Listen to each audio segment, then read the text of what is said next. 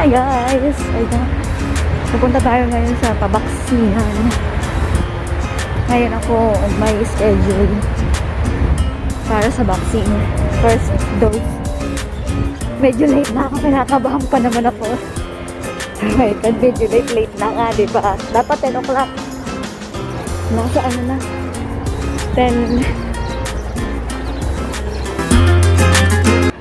3 hours later. I'm giving first dose of AstraZeneca. Take deep breath.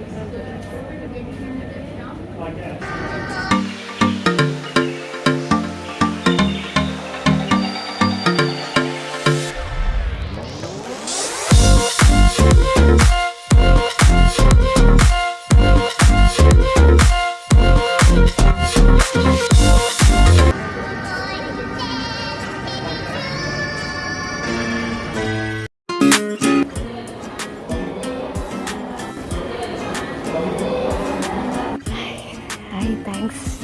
Tapos na rin sa wakas. Ang ganda ng ano nila.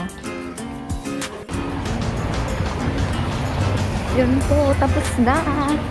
Parang wala naman ako naramdaman. Nagmamadali ako kanina. Pero ang dugo ko, normal lang din naman. Kasi BBP muna pagka bago tuturukan bago i-vaccine, i-BBP ka muna. Diba wala lang ako naramdaman, baka mamaya pa ang ano. Ayan. Diba ang ganda sa lugar na to. Nasa World Trade Center po ako. Dito yung ano, vaccination place, vacation place. Yan, pupunta na ako ngayon sa work. Diretso after.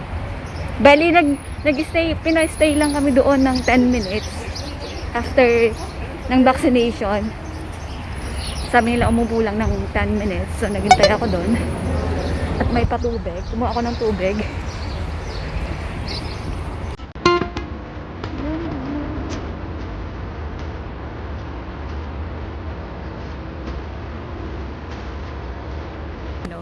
Pagka may naramdaman kang nakaramdam ka ng ano ba yun? Fever, mag-ano ka lang daw ng Panadol.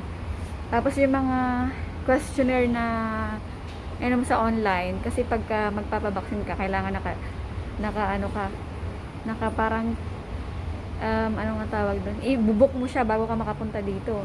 So, yung mga questionnaire doon na sinagutan ko sa pag-booking ko bago ako pumunta dito, tinatanong ulit nila. Tinatanong nila ulit yung lahat ng questionnaire na yon kanina bago ka i-vaccine. Yun. So, sabi nila, happy vaccine, diba?